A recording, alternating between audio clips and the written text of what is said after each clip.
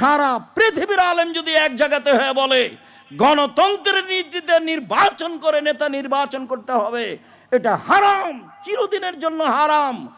ওমর রাদিয়াল্লাহু তাআলা আনহু দুনিয়া থেকে বিদায় নিয়েছেন, ঝামেলা দুনিয়াতে প্রকাশ পেয়ে গেছে। ঈসা আলাইহিস সালাম পর্যন্ত ঝামেলা বহাল থাকবে। আল্লাহ রাসূল বলছেন, বুখারীর হাদিস, একজন নবী আমার সামনে দিয়ে পার হলেন, দেখলাম একজন মানুষ সাথে আছে। মানে আমার সামনে দিয়ে একজন নবী পার হলেন, দেখলাম দুইজন মানুষ হেদায়েত, দুইজন মানুষ সাথে আছে। মানে ওই নবী সারা জীবন দাওয়াত দিয়ে দুইজন মানুষকে হেদায়েত করতে পেরেছেন। তারপরে দেখলেন একজন নবী পার হয়ে যাচ্ছে, লাইসা মাহু আহাদুন, তার সাথে কোনো মানুষই নাই। তো দেশে ইসলাম কায়েম করবেন কি দিয়ে? সারা পৃথিবীতে মাত্র দুইজন মানুষ, ইব্রাহিম আলাইহিস সালাম আর তার স্ত্রী, আর কেউ নেই। বউ আটকা পড়ল, ক্ষমতা দিয়ে বের করতে পারলেন না। ফেরাউন ডুবে গেল, মুসা আলাইহিস সালাম চলে গেলেন। রাজ সিংহাসন ফাঁকা, দখল করে কাজ চালু করলেই তো হয়। সম্মানিত দিনী ভাই বোন, কিয়ামত পর্যন্ত গণতন্ত্রের নীতিতে নেতা নির্বাচন হবে না। মানুষের আকীদা পরিবর্তন করেই দাওয়াতের মাধ্যমে নেতা নির্বাচন করতে হবে। হবে না হয় হবে না। নবীর চলে, আমার চলে না। একজন নবীর একজনও লোক হেদায়েত হয়নি, তো তার চলে, আমার চলে না। একজন নবীর একটাই মানুষ হেদায়েত হয়েছে, তো সেই নবীর চলে, আমার চলে না। নূহ আলাইহিস সালামের 950 বছর দাওয়াতে মাত্র 4 জন ছিল, বাকি সব পালিয়ে গেছে।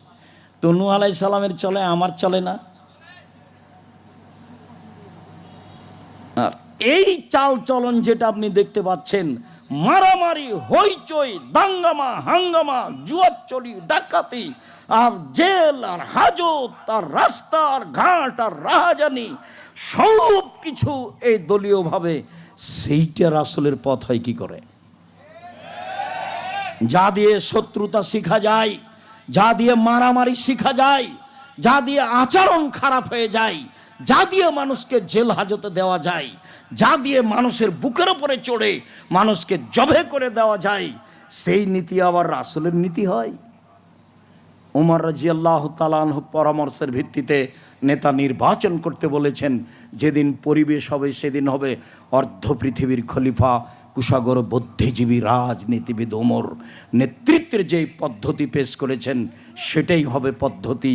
কিয়ামত পর্যন্ত এই পদ্ধতিই থাকবে।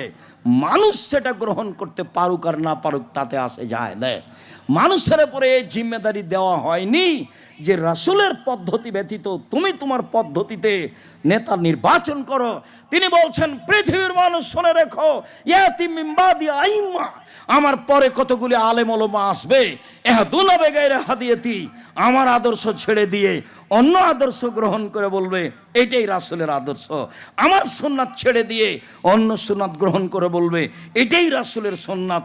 ওদের দেখতে লাগবে মানুষ, ওদের অন্তর হবে শয়তানের অন্তর। ওদের দেখতে লাগবে মানুষ, ওদের হবে অন্তর হবে শয়তানের অন্তর। আমার আদর্শ ছেড়ে দিয়ে অন্য আদর্শ গ্রহণ করে বলবে এইটাই রাসূলের আদর্শ। তিনি বলেছেন, পৃথিবীর মানুষ শুনে রেখো, এরা এমন হবে আমার ভাষাতেই কথা বলবে।